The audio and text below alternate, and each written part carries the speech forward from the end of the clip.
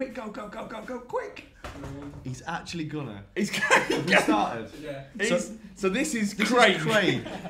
Oh, he nearly saw you there.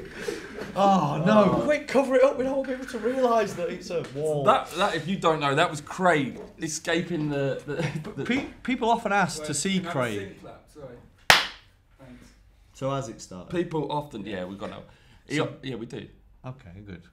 Because People always ask, don't they? Oh, we want to see more of Craig. We want to see more of Craig, and we can't do that. In a modern world where people don't want to take part, like, because everybody's on camera. You've got a camera on every phone. Everything's documented. The ones that don't want to take part because their camera's shy, they're hiding something deep and dark. Deep and dark. So what you think that Craig might, at the weekend, spend time doing something that he wouldn't want people to connect the dots on? I just think he's done things in the past that he's not happy with. Okay. And he thinks that the might of Ball Street, that our reach will expose him. He did have a very interesting former job, didn't he? I remember coming up in the in the Christmas quiz, which we're not allowed to say. No, we can't say that.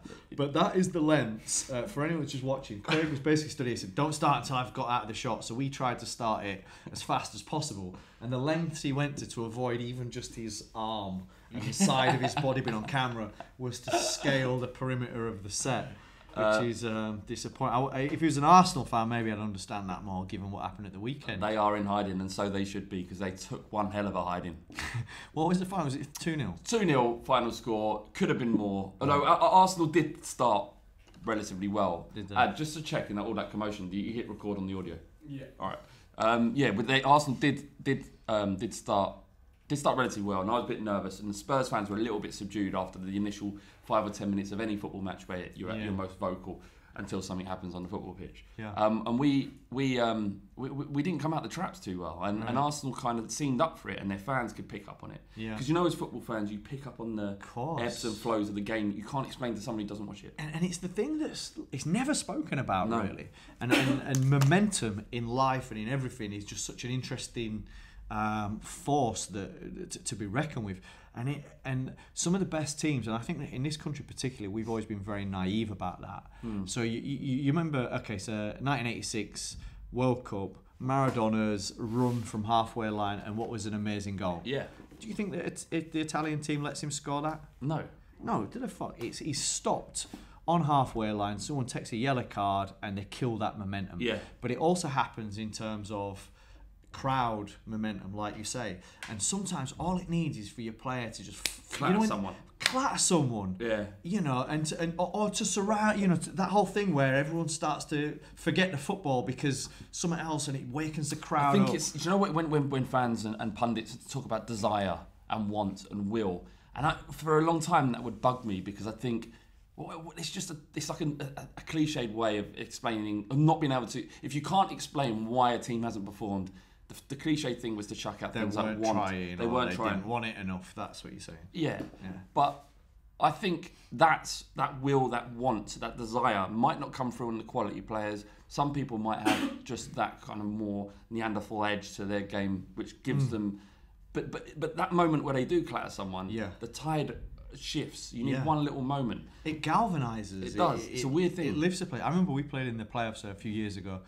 Quite a few years ago now, against Millwall, and we were a young team. We were a good team, but we were a young team. We went to Millwall for the second leg. Kenny Jackett was the manager. Yeah. He'd put out all this stuff. We want you to be the 12th man. Our place is intimidating, which it is. And the whole crowd, they were like right from the start, were just baying for blood, and we were just timid and kind of almost just accepted. It's only we didn't want to piss anybody off. Yeah. And I was crying out for someone to clatter someone, just to change the chemical sort of that was existing between us and the support. We became very passive, and it needs that sometimes. Well, that's it. And you think it is that thing, that passive feeling, because for a long time I was always thought the fans have to drive the team forward. It's a fan's responsibility to do that. I used to peddle that idea over and over again. It's two-way, surely, right? Absolutely. You do, certainly in England as well, where it's just constant support. That's not the way we do things. But it's so easy for fans, and they very quickly will react to positivity on the pitch. And anyway, Spurs came past this, got past this moment, and we started getting a couple of chances. and the whole game changed, and we really could have beaten them more convincingly. Did you walk it then? Yeah. I wouldn't say we worked hard Right. the whole game. We didn't Right. walk it, but they Right. didn't really offer a great deal. They had a couple of Right. timid shots that Lloris gobbled up. Right. But by and large, a magnificent day and evening that led into the next morning. Congrats, Fantastic, because thank you. you've. I mean, this is the thing. You'll probably, just because you're a fairly prominent Spurs fan, you're always going to pick up them bits of hate, and which I know they're just like, it's like you're like Batfink and these are bullets or something like that. Yeah, because they're just these guys on the internet. They don't know me. If it was my brothers ringing me up going, "You're a fucking prick," I wouldn't be saying that. I'd be like, "All right, maybe I've made a mistake." But football's such an emotive game. Yeah. People get well too caught up in it. I obviously, by proxy of being a Spurs fan, do hate Arsenal. And I'm going to tweet accordingly. Of course. But I made a couple of. Did you go in this weekend? I went in last week. What the one? No. So you've gone in again. So I've got two accounts. Goes in a lot, right? It does go in. I've got what you're referring to is the mind the fucking gap, you slags, or something along those lines. Which I tweeted from. It's a Hall of Fame tweet, to be honest. It went. See, I thought in my head, like, I was convinced that Arsenal were broken, and I made this tweet 2 weeks ago. I was proved right. But it could have easily gone tits up, because that's what's always happened at Tottenham. Football gods are normally watching you. But they're looking down on me now and they're going, "You're all right." You? No, but mate, congrats, because finishing above your rivals after, because when I look at it, and I'm completely impartial in this, right? Yeah. I don't care really about the Premier League and what happens up there. I don't even want to get promoted. Yeah. I want us to win every game. I don't want to be promoted. I don't want to be that guy. Good. But when I look at I have this thing in me that I cannot help but reach towards the underdog. It's just inside me. I used to work I think most people do. I think they do, yeah. But I'm actually not. That's why a load of people jump on board a bandwagon. Yeah. That's why a load of people that when a great United team or a dominant Liverpool team or the Arsenal era of the Invincibles, kids grow up supporting these teams because they want to support the best. They want to, hang on, they're the winners.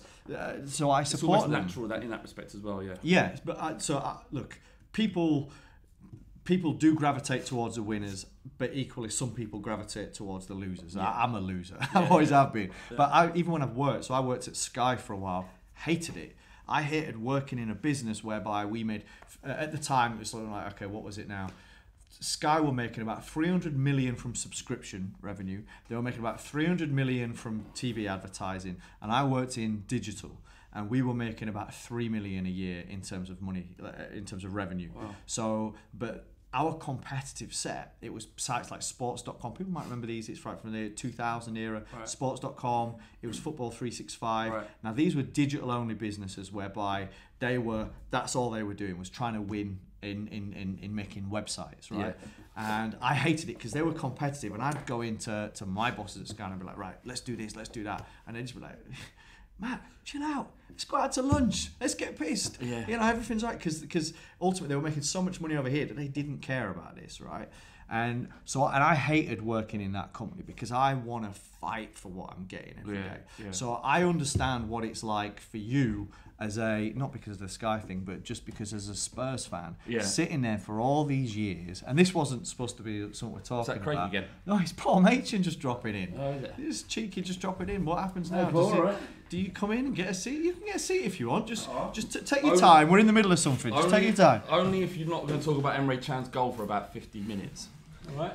So anyway, all I'm saying, Flav, is as a mate, and I do consider us friends, you've served your dues. I think so. You've had to eat shit for years Yeah. and years and years, and finally you've had your moment. Yeah. You're finishing above them. And that's time to ram it down their throats. Exactly. you deserve that. Just one little thing about what you just mentioned about working for Sky and doing that digital, because it must be difficult still to this day in some of these institutions that have been around for so long that still to this day don't really value digital in the way that perhaps they should.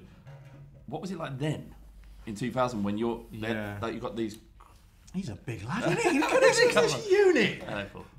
Hello, mate. Nice to see you, this unit. Hello, Paul. Hello, mate. Nice to see you, mate. This is a treat. Yeah, this That's is I a did treat. what, another 4,000 views? Just like that. Whenever we've had Redmen on, it's always been like we've had the most. Not that we look. That's payjack, isn't it? I can't guarantee the same result. Does this work, Adam? Because Come round, you come round a bit.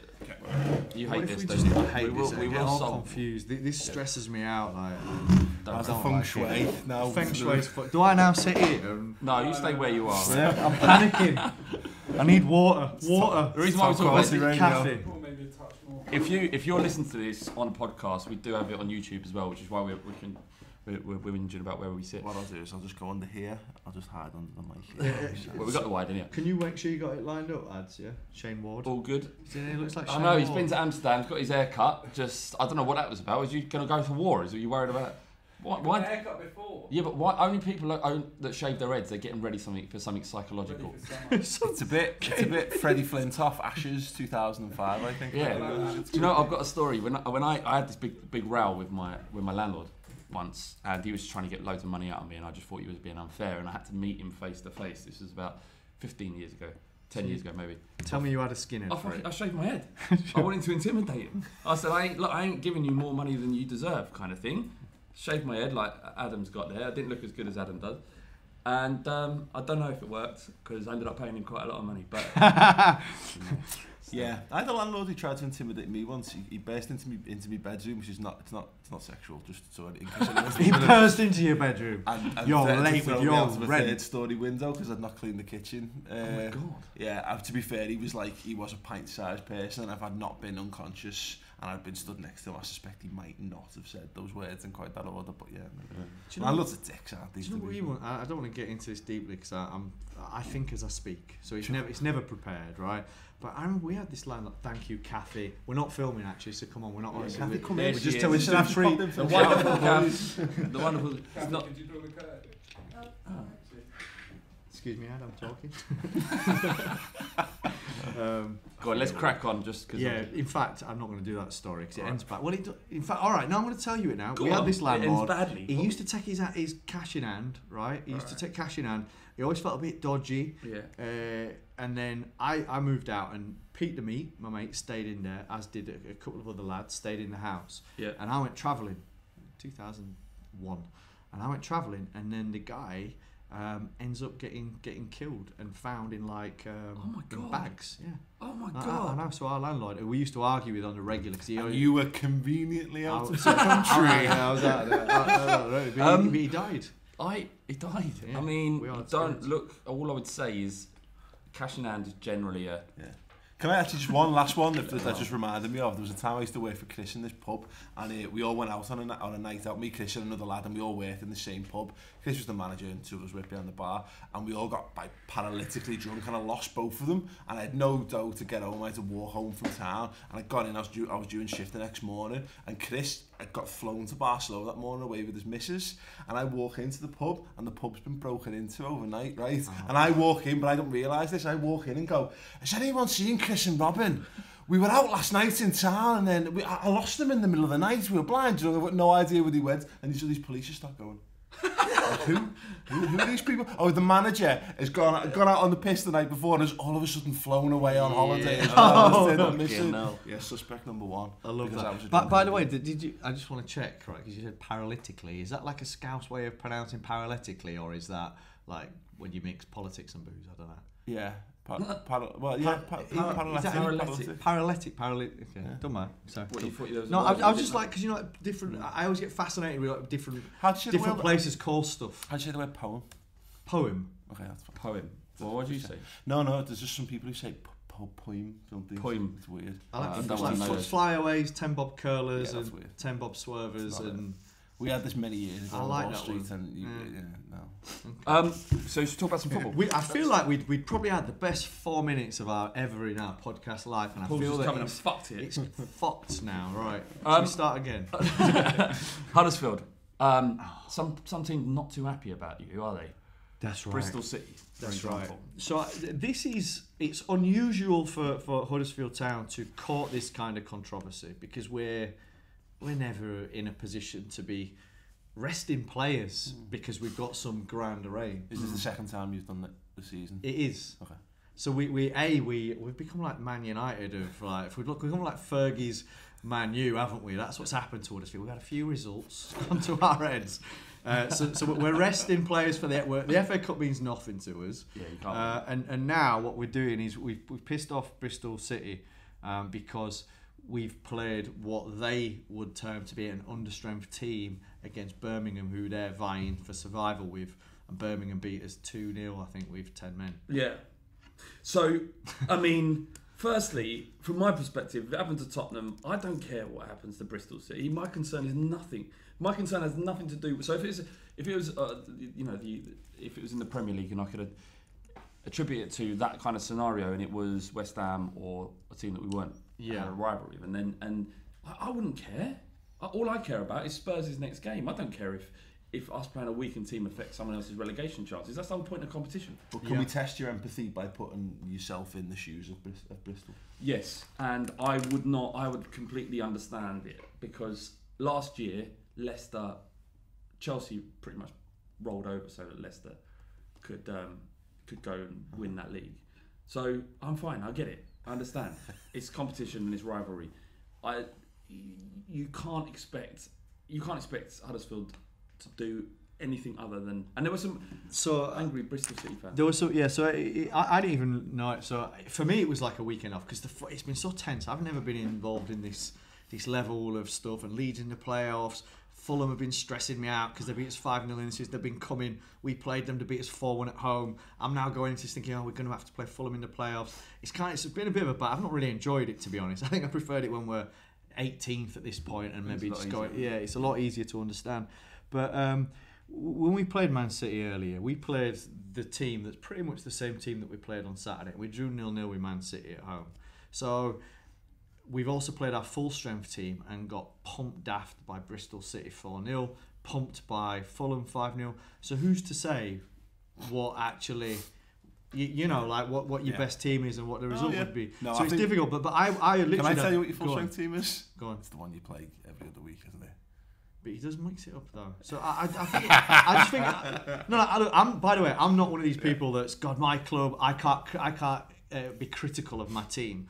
I think we actually should have finished higher in the league because I think there's one clear need that our team's got, which is a big striker who can attack a ball in a box, which we don't have. And if we'd have had Woods from Leeds in our team, I think we'd have gone automatic. If we'd have had Glenn Murray in our team, I think we'd have gone automatic. If we'd had even Cameron fucking Rome from Norwich in our team, I think we'd have gone up direct. So I can be critical of Huddersfield Town. I just think that this is a bit of a weird one because I honestly felt like it was a weekend off as well. It was like, actually, we're in the playoffs. Hopefully we lose because then we don't have less chance of playing Fulham.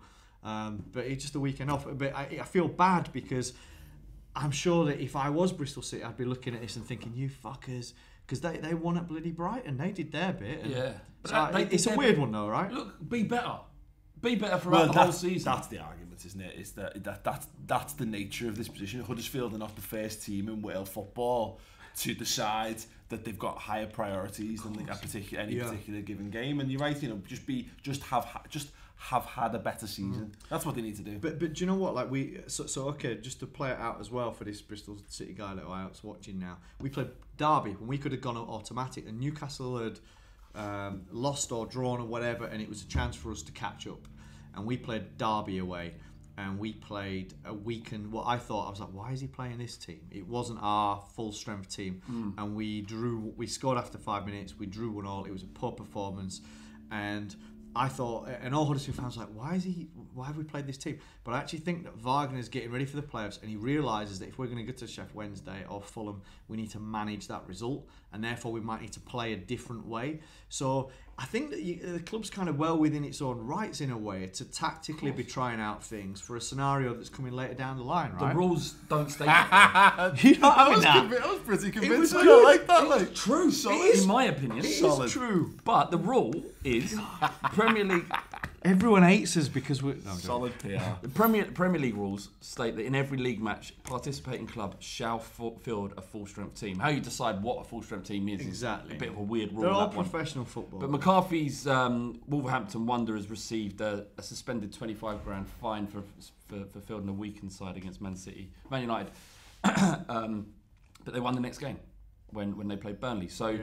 you know, ultimately the rules aren't there. The rules are there to kind of to govern some sort of semblance of structure to team selection, but it isn't really important. It is a tough one. And sorry, go on. No, the final point I want to make about this is that Huddersfield do not have the depth and the finances to build a squad where they can't field a weakened team at some stages. Yeah. When do you think Chelsea will ever get fined for fielding a weaker team when they've got 7 or 8 players that can walk into their first team? Yeah, exactly. It's very weird, and we don't have strength. When we played Man City, so we ended up. I think we played Newcastle after Man City, and we lost. And whenever we've played this worst team, like when we've flipped it a little bit, we've ended up doing shit the week after. Really? Yeah, and I kind of feel that I remember when we played Man City in the home game, we drew 0-0, and I remember being very disappointed because I kind of wanted to see what our proper team would do, because we couldn't play out the same. Certainly when we then went to City and we played that team again. You changed like 11 players for that game. Yeah, exactly. So I don't know. It's a weird one, but I would just like to apologise to Bristol City on behalf of us. You're a good side. I can't believe you're down there. Maybe if you played like you played against us when you beat us 4-0, maybe if you played like that every week, you won't be in this problem, but I'm sorry anyway. Well, that was like a sorry but not sorry. I'm sorry, not sorry. Yeah. I'm not sorry at all, Bristol City. Be better. It's your fault. Ian Holloway, to finish this section, Ian Holloway said, who the hell are they to tell me that my players are not good enough? Yeah. I mean, they're probably right. QPR's players are definitely not good enough. James was getting all cocky, wasn't he? And this one... They won one game. And he said they were the best out of our 3 teams. Yeah. What? I know. When So did you're he only say as good as your last game. That's nonsense. Yeah, that's complete nonsense. Tell you what though, if there was another 10 games though, Brentford could be on the march, aren't they? Still, Unfortunately. Adam's famous quote is, "I don't understand why we're 12th. We win every game." Yeah. Okay. So, where are we? How have you been, Paul? Stupendous. Yeah. Yes. How's things going over at Redmen? Yeah, really good, really good. Obviously, you know, I told me not to mention it, but you know, fuck you, Emily Chan. I know. She's got an absolute paler of a goal. Yeah, but if you looked at Liverpool's Twitter, it would be like no one has ever scored an overhead kick before. I know, but that's the point, isn't it? That's what you got to do. You don't go, thanks Emre Can for scoring the 7th best overhead kick in the history. And if of it was football. Spurs, I'd be exactly the same. Exactly. But then it's my job as an opposing fan to then put it out to you. Yeah, sure. Have you scored a better goal this season? No, exactly. So yeah, I think it's worth lauding them for it. No, it's a phenomenal goal, and it picked everyone up. We've been a bit up and down, to say the least, in the last couple of weeks, and every time we say this about Liverpool, because you produce Redmen, and obviously we produced Social Club North as well, and I'm so proud of what we achieve on a weekly basis from a technical perspective. Yeah. And in any normal profession, you'd be able to finish a weekend and go, well done lads, good work. Good solid work, and then fucking Liverpool lose, and you feel like your life's caved in on you. So, It is tough, that whole getting a break from football, because having worked in it for years, and especially when setting up Ball Street, where you then it never ends. Like you just always thinking about it. Stuff happens, and you always end up being switched on. Yeah. Football then it ceases to become a break, which it is for most people. It's very weird, to the stage where the World Cup. The other year, the 2014 World Cup, I think I watched like about one game in that. I just couldn't even. I was so fed up and tired from football. I don't even want to know. You know what I mean? I wonder if it affected the way you view football and your enjoyment of the game.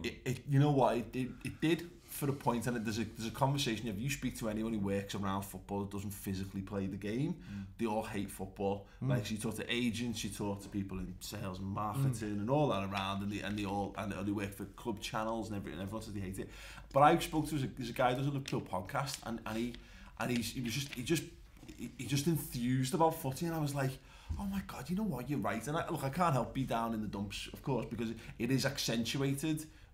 Because you have to spend, I can't switch off to it. I can't go 87 minutes with 3-0 down.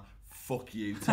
Walk out or turn the telly off like some people do. Yeah. It's not really in my personality anyway, but I can't do it because I've then got to work out how I've got to rationalise my thoughts on it and then go out and do that. And of course, this is a rod I've made for my own back, so I'm not genuinely complaining about this. But it is. But I don't love footy as much as like James does. because I don't watch as much football in a general sense. You're Liverpool. Yeah, exactly. I'm crazy. I'm still crazy about Liverpool, and I still love it, and I still have that perspective. Because when I was in uni, we sold Robbie Fowler. I don't know if I've mentioned this on this podcast before. I was in uni, and we sold Robbie Fowler. That was devastating. Sorry to interrupt, but that would actually be a very good conversation one time about being devastated about players leaving. Yeah. We should let us know the people that we'll talk about that. That's a good one. So I was devastated. We saw Robbie Fowler as my absolute idol, and I walked into this club that night and to meet a mate of mine. We were going out, and he goes, "What's the matter with you?" And I was like, "We've just sold Robbie Fowler, God." And he's like, "Yeah, I support Stockport. We're shit. We've got Carlton Palmer as our manager. What's wrong with you?" And I was like, that's actually a good point. All right, yeah, and it's those you've got to find the perspective on it, because let's be honest, footy is amazing by and large. Yeah, I know you're a football nihilist. I'm a fan of Tottenham. I'm less a fan of football. I mean, it might be odd, and probably shouldn't admit this, but I'd rather watch boxing than a football match of two teams I have no interest in. That's interesting. I struggle with my lifestyle because I've got 2 kids as well and find the time for it. But recently we've switched the house around. We've now got 2 tellies with the footy on. I can access, so I'm not denying my family access to entertainment. 2 tellies. You heard that? Yeah, I think you'll find 2 cars. 4K ready. 4K ready. One of them is. One of them's just about flat. Depends which angle you look at it. But no, I've watched quite a bit more footy in the last couple of weeks, and I must admit, I do like watching good quality football. So I'm coming back around. I'm rediscovering my love for the game in general. This weekend, for me, it's like this now, because you obviously got the nipper now. The weekends I try and do as much kind of hanging out. So we've been swimming and to Brighton and stuff like that, which is why I missed your game. Yeah. And I had to. Pete lives near Brighton, so the plan was I was talking to Pete's missus, and she was like, "Oh, why don't you come stop by? It'd be good to see V." And that looked like, yeah, cool. Then I get a text from Pete about half an hour later going, "Mate, it's the North London derby." Yeah, what are you doing? He's like, seriously, you're welcome to come round, but it's going to be very tense. So I was like, out of respect, I can't do that. So I was just like, I just text Jazz going, "Look, we're too busy." You know what I mean? I love the fact that the 2 men behind the situation have realised the issue here. You know what? You don't do this, man. We can't do that. Plus, also, I've got a thing about being a jinx for him, because a couple of times I've met him and Spurs have been winning, and I've been late to the pub, turned up. And I think one of them, you were beating Arsenal maybe quite well. 2-0. And then it turned round. Did he beat you 4-2 or something? 5-2. And he blames me. So I'm like, that is your fault. I'm not going near that place. Like, I'm not having that on my conscience. You did the right thing. But actually, what I would say is I'm staying at my dad's for a little bit. No problem. Just for a bit. Financially. Just to get myself back on my feet. It makes sense financially. Right? Just don't fucking, I can hear them all. I can hear them in my head. Making little aspersions. The comments are going to be funny. He's 35, lives with his dad. It's not a problem. Everyone does it nowadays. Anyway. So it's alright. My son lives with his dad. Yeah, your son's 2. I mean, he's 5, to be fair. But I've actually kind of fell in love a little bit with football again, to some degree, because I'm sharing something with my old man. I'm sitting down with my old man. We have a glass of wine or beer, and I'm watching it, and I'm starting to enjoy a bit more. But I slowly get pissed, and then that's when the tweets come out that I've been making. So is this like the mind the fucking gap you sing that you put? It's a great tweet. That was the best. It is a great. Come true though. Anyway, we've got some pod questions from Emmett Floyd. He says, Matt, you're gonna like this one thing. For Matt, in light of Aaron Hernandez's recent suicide, how much of let's start with explaining that first. But how much of a part do you think that the lifestyle and riches of being in the NFL played in the route to the fact that he took his life? Murders and suicides that happen, specifically around NFL stars. There's a lot going on.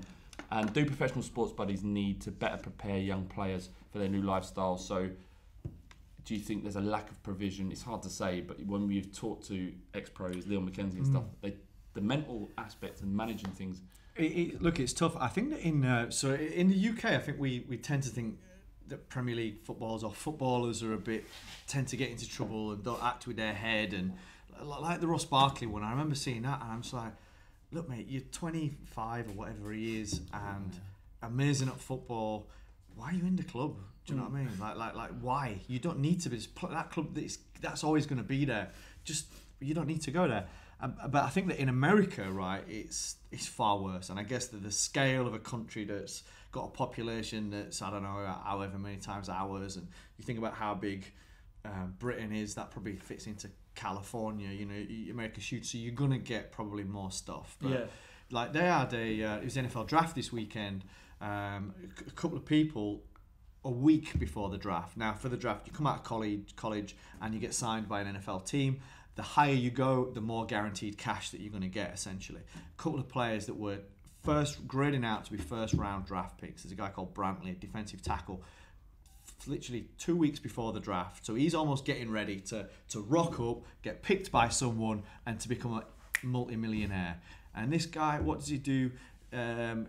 He gets into some altercation with some woman and hits her and knocks out a tooth. Right. Now, that for me is just like, come on, what are you doing? It's got screw loose. It's crazy. But you get this all the time with NFL players who've. There's a player that plays for Denver who's a dick called Talib, and I'm a Raiders fan and I fucking hate Denver anyway. Right. He actually shoots himself in the foot. What? Now I know they've got firearms out there. Just to clarify, not metaphorically speaking. He literally shot himself in the foot. Not like Flav with his recent tweets. But there's a guy called Rolando McClain, who was a linebacker who played for the Raiders, who in the off-season went back and ended up putting a gun to someone's head, shooting off to the side of his head, like not killing him, but just shooting to the side of his head. It's like, this is quite a common thing, and it's almost like, I think the best way to probably describe it is to say, because, you know, there's a lot of rough areas, obviously, in America, a lot of rough areas, and there's a lot of great athletes that often come from a lot of these rough areas. Yeah. But it seems like a lot of times you can take the guy, and I've heard this, I'm actually using someone's language that I've heard before when talking about this. You can take the guy out of the hood, but you can't necessarily take the hood out of the guy. Yeah. And I think a lot of people, they make their money, they come to being a professional sportsman. A lot of times they've got hangers on, they've got family. There's a lot of players who've actually had great careers and gone on to be bankrupt, gone on to be broke, but they're still paying for houses for their mate or their family member or their family member. And I guess it's so the real thing is probably about people's understanding about money. And actually there's a whole macro point that you get in all Western capitalist societies. The rich people teach their rich kids how to understand and how to utilize money, not to work for money, but to make money work for you. And this is the case in the UK. That's why you get lottery winners. That's why you get people that have been a great success as in a band or a boy band or a sportsman who's had great success and made a shitload of money, but ultimately hasn't understood what's happening, and they're buying things that ultimately they can't afford. Look at Tyson. Tyson was rich, crazy amounts of money coming through.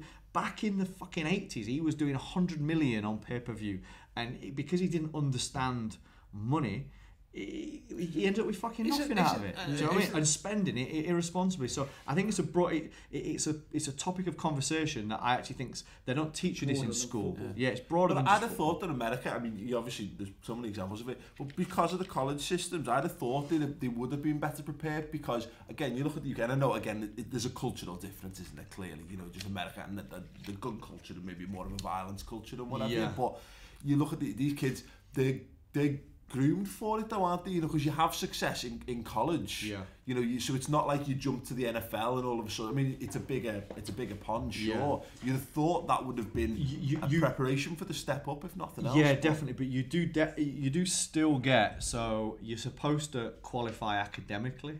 However, you're not a professional, so you're not supposed to get paid. Now, there's lots and lots of instances that show up whereby they're paying people indirectly. They're buying their mum a house. They're giving them some free this or some free that on the side. But equally, you know that these people are, these athletes are clearly getting help because there's so much competitiveness with the college system. Because they make money, the colleges, from, I don't know, selling jerseys or TV rights. Of course. So a lot of times they're helping people get through courses in order to keep them on the football field. But again, college, school, they don't prepare you to understand how to deal with money. Yeah. They prepare people at scale to become employees that can give back half of their cash in tax to a government. That's the system. Yeah. But and then I guess the other question, we don't have to answer this now, very much not, but is that how do you prepare that many people without you know there's always going to there has to be a way of educating a massive population. Then one back on that NFL thing just briefly. Yeah, the guy Hernandez. Aaron Hernandez. But before then, they've been taught this principle that they have to get an education in order to be able to play football. Is a noble one, but if they're seeing that there are ways to cheat the system from the actual organisation that put that rule in place, then what does that teach them? Is that you don't really need to have to learn; you just have to find a way around the system, around the game, so that you can end up playing. So the Hernandez guy, by the way, I'm pretty sure, and I can't remember this stuff, but he was a tight end for the Patriots who had Gronkowski, who you might have heard. He's kind of a big household name, and they played together. And Hernandez, I'm sure he's in prison basically. So he's killed himself in prison. Yeah. And it was some violent gang-related crime that he'd conducted in the first place. Series of offences. Yeah. So I think that whole thing about the hood. I think that reigns true basically. Yeah. In terms of football, I think there's probably more going on in British football to prepare young people now than there ever has done before. That's not me knowing a great deal, but my assumption is that you want to protect your young assets so they keep their feet on the ground. But then you hear about the more old school players like De Rossi at Roma talking about he wants to take a baseball bat to the teeth of these kids that have got Instagram stories when they haven't even played a first team game. There was something else that came out today, I can't remember, but it's Troy Deeney. Huh? It was Troy Deeney. Troy Deeney, and he talks about saying kids haven't worked for it. Yeah. What they've got. Yeah, and it sounds a bit like an old guy kind of, these kids these days, but he's like 28. Yeah. But look, I think that this isn't just a football thing. It's definitely a music thing. It's definitely it's every kind of industry really. But I think that there's been a rise of late of people starting to understand that. So you look at someone like Kanye West, you look at someone like Jay-Z. What's the comedian, the little guy, the black guy that did the show with The Rock? Kevin James. Sorry? Kevin James? Kevin James? No, what's the other? I forget now. Is anyway. he really famous? Yeah, ultra famous. I know, Kevin Hart. Kevin Hart, not Kevin James. So Kevin Hart. So what people are seeing now, and I think that this is probably what's going to have as a bigger impact as the education system or governing bodies helping out, and that is that people are starting to see that somebody's creating a name for themselves in one sphere, and the unintelligent ones are just spending money and feasting on that and kind of almost like blazing a life that's so bright that it's going to fizzle and die. Yeah. And then the smart ones are actually working very hard, and they're leveraging what they've got in order to open up new revenue streams, new businesses. They're starting to take equity stakes in sort of startup businesses and use their ultimately their leverage in order to help that business grow, you know. So this is how the world's changing. I think that having seen entrepreneurship, having seen business and startups, I think that people are starting to see that there's a successful way to do it, which they're probably seeing from watching people like Jay-Z go out, like Kanye West, and do this with trainers and do this here and do this, and actually have a portfolio of businesses rather than I'm a musician and therefore this is all I've got to rely on. I guess so. It's boring, isn't it? You're 18. You've just signed a £15,000 deal, a week deal. 15,000? You mean 150,000? Well, Shabala. You know, sure. Chelsea player. Sure. Shabala. Yeah. Chalabar James. He's on about 15k. He's not. He may well be. I'm not targeting him for any reason. But he's on good money. The last thing you want to think as an 18-year-old is, how do I make this work for myself? And that's where the education. But that's not on them to think that is. That's on the mums and the dads and the people around them to how do you some control instances the breadwinner? How do you control the breadwinner? Why? But Matt, your brain doesn't work like most people, and that's why you've been as successful as you have been in your career. I mean, I'm successful. I mean, growing up. Wow. I mean, it's not like there's stuff I know that I with can't me and say. Flav, mate. Yeah, Come yeah, on, that's not the quite pinnacle. Anyway, let's move on. Elliot Watson, this is a good question. You should start on this. All right. You're right, by the way, but I honestly think that it's just to finish up on it. It's an interesting topic, and education, because obviously I've got a baby now that's like 4 months old, and I'm actually starting to look at the education system and how the education systems what that projects to produce. Because ultimately what we were sold into as kids, weren't we? We were sold into a future whereby you work hard, and at the end of it, your leverage that you get out of it is this list of letters next to your name, and you can send that off to people and go, hello, I got a load of A's, and then you kind of end up with a job, right? Now think about the world now, and you as well as a father, and anyone out here with kids, is that I'm looking at that and thinking, in 15 years, that education system, that fucking bit of paper, it's useless now. 15 years, and it's useless now. So what's it going to be like in 15 years? So I'm looking at it and thinking, I need to actually create a structure for her outside of education. I can't just be saying she's off to school, she's going to get sorted out and looked after, because I've got no faith in that, and I've got no faith in the result of that, in the importance and the significance that will have in the world at that moment in time. For the colour of your hair and the bags under your eyes, I highly recommend holding fire on that for a couple of years. Rein in the stress, because you can drive yourself fucking mental. No, I agree. I just stressful. Again, we digress now. But the piece of paper's worthless, but the experience you get in achieving, being a top achiever, shouldn't be underestimated, because that's the stuff that you learn along the way. But top achiever within that very confined system, and I actually think that I mean, look, this is just something that I'm not stressed out about. This is something I'm thinking about, but I think it's a very important thing, because if you're sitting there and going, yeah, my kid's off to school, it's all fine, and they're going to come out of it, they're going to come out in a system, and look how fast the world is changing. The velocity of transformation of life at the moment is so quick. I was working in a restaurant where we had an open recruitment process, and it went through the job centre, and it was for an assistant job, and it was the equivalent of a duty manager. So it was like 50p an hour more, and for 10 times the responsibility, blah blah blah, and that's meant to be like a 22-year-old's job. That's you've just fucked university up, and you need a bit more money, and you need a bit of responsibility to feel like you're doing something with your life, and you apply for that job, or you've been somewhere for mid-20s, whatever, tied you over so you get a proper management position.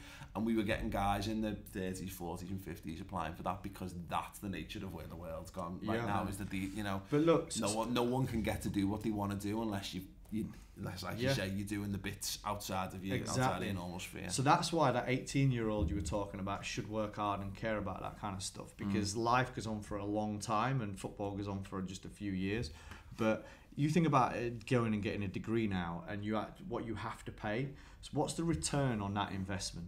To come out of it with 10, 30 grand debt, and then have to go into a job where you're giving half of that debt to the state?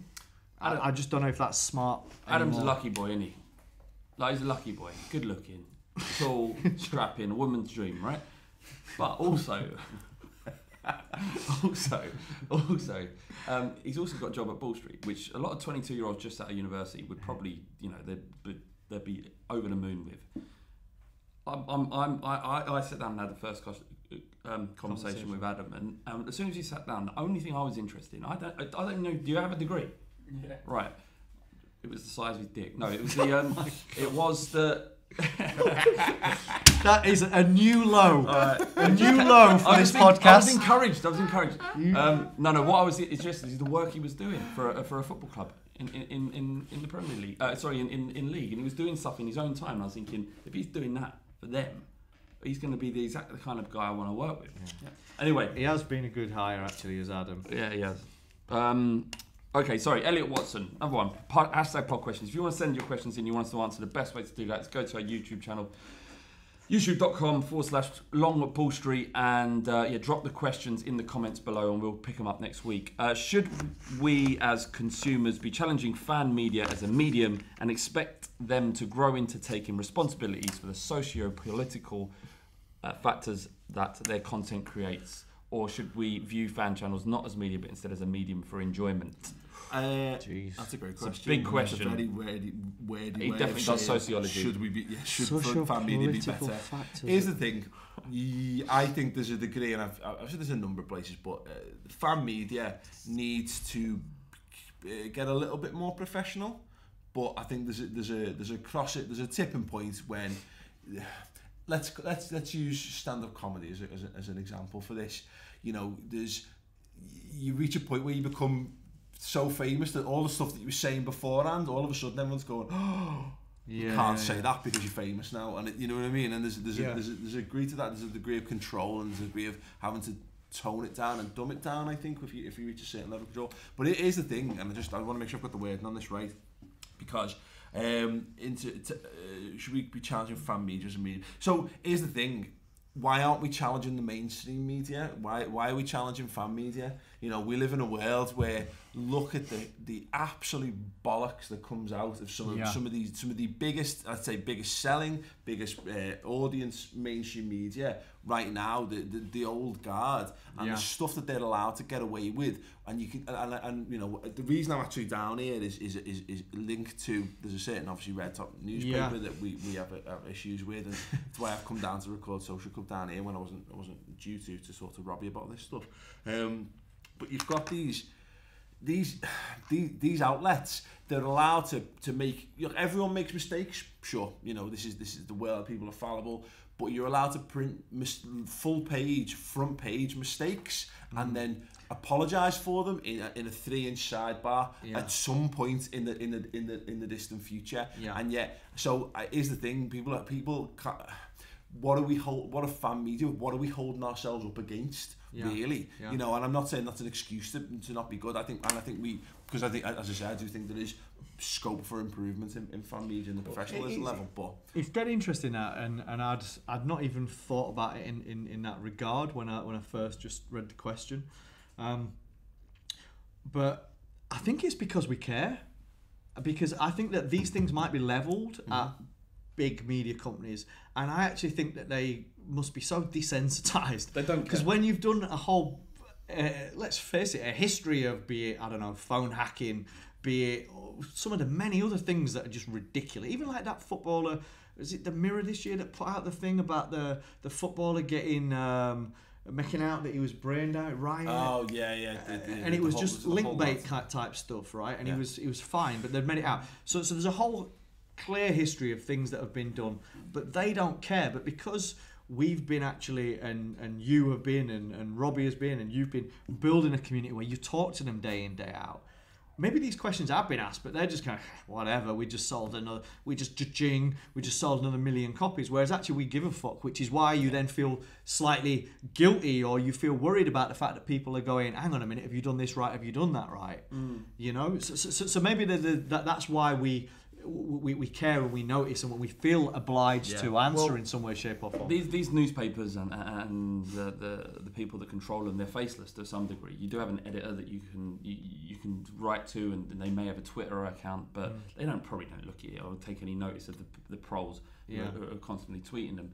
But Paul and Chris are the face of Redmen. They can easily be contacted. Of course. Robbie's the face of Arsenal Fan TV. Yeah. So in a way, they have to care, whereas a major newspaper doesn't.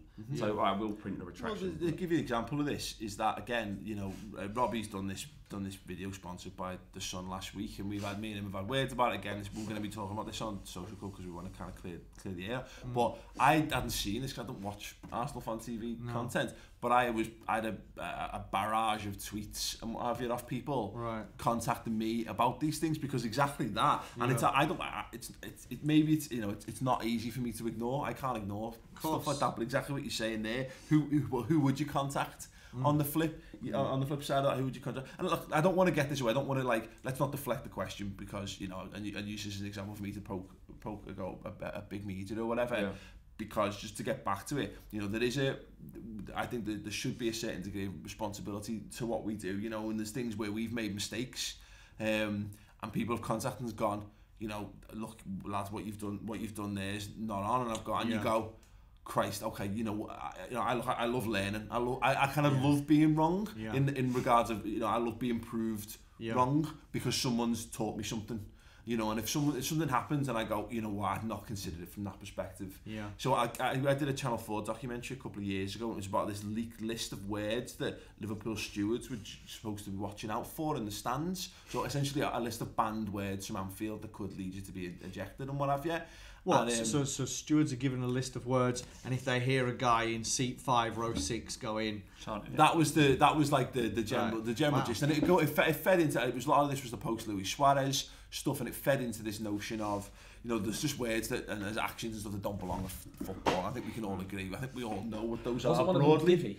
But this is the thing, some of them got into it. And some of the words, and again, because basically a panel of us sat down to debate what these words and whether they. And your initial reaction is to go, "Oh, come on! It's the gentrification of football. It's political correctness gone mad." But then when you hear, I heard someone made a point about one that affected the LBGT community, and I'd not considered it from that angle before, because it wasn't something in my social sphere or from experience. And once I heard that, I was like, you know what, yeah, fine, great. It totally changes my standpoint on it. And that's the thing about these kind of things. What I believe we have done. You can make mistakes, but you've got to actively move with them. And I would trust that, because everyone I work with in the fan media, by and large, are all good, solid people who are just trying to make the way. And no one goes out of their way to be wrong or to offend deliberately or whatever. So I would like to believe that fan media, on the whole, in some respects, is actually quite good at self-governing to some extent. Yeah. I think it's a tough one, isn't it? I think you're right. Look, when you look at certain organisations or big organisations that have been around for years, they've got lots of different people doing lots of different jobs. You know, they might have offices worldwide, and I think that our whole thing, you know, Robbie, you've been around 7 years, the longest fan channel. West Ham Fan TV might have just been a couple of years. Jack might have been a few years. Robbie just might have been a few years. And it's like, it's hard to hit a content schedule. It's hard for me to find an hour's time to sit down with Flav and do this every week, let alone be there for every single thing that your club's talking about and that your audience is potentially being interested in. So I think it's I'm not making excuses for the medium, but I think that this is new. People are evolving. It's difficult to get the videos turned around and done. You know, whenever you put up a video, people go, "The fucking audio shit. So and so's done. Is that framed right?" You know, because it's difficult to get content out at scale and fulfill your other duties in life, let alone to be perfect. But I think that's the key thing, is that when people respond, you're of a state of mind where you're going to go, let me think about that, actually, and learn. And I think that's the key bit, is to learn and to evolve, because this is still very early. This is still the first half of this industry of YouTube. It's still been going for 10 years or something like that. Exactly. The next step on this, I think, for us, and I think what will naturally happen is social responsibility, and it's about what you can do to positively shape the world around you with the influence that you've gained through doing what you do. And we've had some little bits of that in the past where we've done stuff for charity, and we've raised money for local charities. I think it's those kind of things. That's the next step, is to make sure, and this is the Ball Street thing, isn't it, about leaving football a better place, that kind of stuff. And that's tough. That's really tough. But even just on a smaller scale, you know, if you can do something, you can provide a platform, and you can just help make people's lives better, which is weird because it originally started off as a bunch of lads just having a laugh talking footy. But if you can do that, then great. I mean, it just is and I don't want not to sit and pat myself on the back too much, but you know, there was an autistic kid who, and his dad asked if he could be interviewed after the match, and after the fact, one of his family members came up to me last week and said, "Thanks very much for letting him do that. His confidence has gone through the roof off the back of it." And I was like, great. You know what I mean? These are the kind of things that we're in it for. From my perspective, nah, because we've got to finish. We need to finish. We were due to start filming. Jesus, that's 40 minutes ago. Yeah, it's nearly an hour. Just quickly on this thing, my perspective, I don't own a video fan channel, right? I do a podcast, and we produce a blog and a fanzine, so probably less exposure, but definitely less exposure on us. But I don't really care about I don't want to offend people on the level of race. I don't want to offend them because it's sexist or about their sexual boundary. I understand the social contract that I've entered by being alive and wanting to be a part. By being alive. But I want to be a functioning part of society. So I'm never going to go outwardly and offend anyone. But I'm not afraid of offending people, and I'm not overly bothered by people that are offended unnecessarily. And that's my position on these things. So you have a social responsibility to some degree, but you can't placate every single person who may be offended by something you say. someone might be offended about me talking about Adam Dick just a minute ago. Yeah. Right? But I was. That's your. I mean, that's also my problem. Yeah. Because you're my boss. But socially, it's ultimately the person who's offended issue. In my opinion, I think it's about perspective in a way, and I think it's difficult because the things that today we all look and go, that's out of order. So, for example, racism at the football. I know now when I started going to the football back years ago, like it must have been 1982. I think my uncle took me to my first game. There weren't many black faces or Asian faces in the crowd. It was very much a white working class sport, and there was racism. You know, I remember hearing chants or hearing things and stuff like that would go on. Now, as a society, I think that we've evolved a lot in that kind of 20, 30 years, but it's you see people now that maybe have learned and maybe have evolved. Now sitting and they're looking at things that are done in countries like Russia and looking down on that, because we're looking at that and going, how can you be operating like this? Or the way that they've been coming out and talking about gay athletes. Right now, people were very homophobic 20 years ago. Let's not forget that. So I actually think that there's a curve of evolution, and I think that in certain places, especially in multicultural societies like we're lucky to be in London, I think that, and largely in the UK, but certainly more so in London, I think that you're lucky to be quite at the forefront of that curve. Yeah. Now, I actually think until everyone voted for Brexit and Trump. So just let me stay on this. So as we're evolving, right, I think that actually the best thing that you can do is, rather than when you look back at someone that's done something that's wrong or that's done something that was maybe that you've learned or that your society has learned, is rather than look at them and chastising them and coming down on them and throwing the bus at them, is to actually to treat that with and educate and actually be open and tell people why.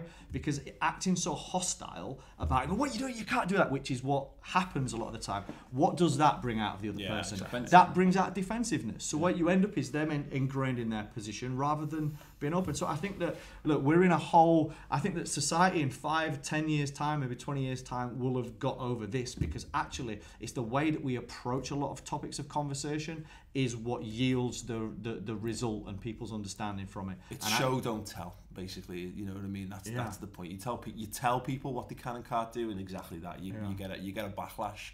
Whereas if you can demonstrate a better way, and you can demonstrate, a more pleasant way, a more inclusive way of doing things. And because look, and I'll say it on here. I remember as a very young kid being at a Huddersfield match, and people were shouting stuff out, and I remember shouting out something racist, right? Yeah. Because the game was going on, this guy had fouled someone, and I shouted something out, and my uncle, and I'm glad he did to this day, my uncle grabbed me like that, and my uncle, a big lad, like, grabbed me, and so he says. If I ever hear anything like that coming out of your fucking mouth again, I will never take you to the fucking football and I won't speak to you again. Yeah. And I remember I was shook, I was like terrified. And from that, it actually made me kind of question, and rather than looking around, and because in the football there's a load of blokes around and people have a laugh, and you end up doing what people do, right? And I remember doing that, but fortunately I had someone there that was able to tell me, look, that's not fucking right. And that kind of made me look at it and I guess be curious about that in a very different way. So I'm lucky that I had someone that was like that, rather than someone who's going, yeah, well done. You know, and that's when you get people that actually don't have that person. Yeah. Like that. I had a very similar thing with my mum. She didn't grab me about the back of the neck, but I said something when I was very young, about 5 or 6, and she sat down and said, "Why would you say something like that?" And then you kind of learn from that position. Yeah. But imagine if your dad was like, "Yeah, go on, son, go on." That from that level reinforces it and completes it.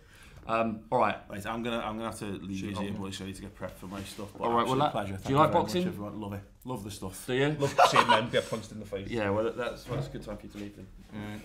All right, cheers, mate. Thank you. Are we? Yeah. We're gonna do. Yeah, we're gonna do. So let's do your top 5. Okay. So we've got we can't spend as long on this as we wanted to. Oh yeah. The top 5 boxers of all time. I'm Saturday. You're going to say Tyson, aren't you? So hang on. In a reaction to the Joshua. I've got my top 5. Have you? Yeah, I've done it in reverse order. Because thanks everyone for doing it. I enjoyed looking at a lot of the rap, hip hop talk and what people liked, and there was a few good ones in there that we'd missed. So I've got my 5 in reverse order if you want it. I do. I want it. Number 5, and he beat out Kirtland Lang and Miguel Cotto, and I used to love Kirtland Lang at the time because he was a bit different and progressive. And Cotto, I just like how he throws down. He's amazing. He is amazing. So, but 5 is Pacquiao, and I was Pacquiao rather than Mayweather. At number 4, Ricky Hatton, because he's a legend. And I went to Vegas to watch Ricky Hatton fight, and for a while, like I thought that he just fell so short, and I feel so gutted about that. But I loved the man, and I think that he gave Britain a lot of great times. Great guy. At number 3 was the guy that I grew up in a great era of middleweight and British boxing, so some good heavyweight shit going on, but the middleweight division with like Eubank and Nigel Benn, and it's Nigel Benn. He was my guy, the Dark Destroyer. At number 2, Iron Mike Tyson. I know you love Tyson, don't you? I love Tyson. Again, I grew up watching Tyson, and it was just the fucking coolest thing. He was wearing all black. He'd say these mean things at the end. Did he not? Because I never actually saw a live fight with Tyson. I was a little bit too young. But did he used to walk out without ring music? Or is that true? I think he did walk out without ring music. And he just had black shorts, black boots, and red gloves, and that was it. No ring. That is the gulliest thing I've ever heard. It's like I ain't playing your game. I'm going in there to kill him. Exactly, and that was what the whole their premise was. They said you can beat people before they get in the ring, and that's what they did. Yeah. He would come in and he'd say these bad things at the end of the fight, which would all about intimidation. So actually, when it came to it, people were getting in there. They were thinking, "Fuck, man, this guy! I want to fight this guy. Look at him." Do you know what I mean? They're all there with their silver jewel, their kind of sequin shirts and that lot. And there's this bad guy from the ghetto that used to just knock people out. It was amazing. He was sick. But he's not my number 1. I know. Do you want to know what my number 1 is? Go on. Conor McGregor! Conor McGregor! Any boxing fan will be going, they're so angry. Conor McGregor, he's got his boxing license. I hope he fights. He's got Floyd Mayweather. And like I said on this podcast, Flav, I think that the rules are wrong. I don't think that if they fought on the street, if they fought in a octagon, there's only one winner. Joanna Jędrzejczyk would beat Floyd Mayweather in an MMA fight or in a street fight because he don't know what happens if you pull him to the floor. Yeah. But Conor McGregor, if they fought Floyd Mayweather with MMA gloves, light gloves, that would be the interesting fight. But that isn't what's going to happen. Fair. I know, and which is crazy because Mayweather's not brave enough to get in the octagon. No, it's not about him not being brave. It's a sensible thing. Don't get in with a killer, right? Don't get in. You don't get in the sea with the sharks swimming around. I mean, just to be, go on. But to do 12 rounds, Queensberry rules against the best fighter on earth is crazy. Yeah, I mean. So you would be mad to think that Conor McGregor could win that fight. Mayweather should agree to do it in the octagon afterwards, and just C2 exhibition. Maybe. It lasts. How long would you think it would last? The thing is, I mean, you watch the Hatton fight, Mayweather versus Hatton, and what Mayweather's just so good at doing, he's hiding, he's coming out of the way, he's kind of clinching at the right times, and just kind of wrapping up.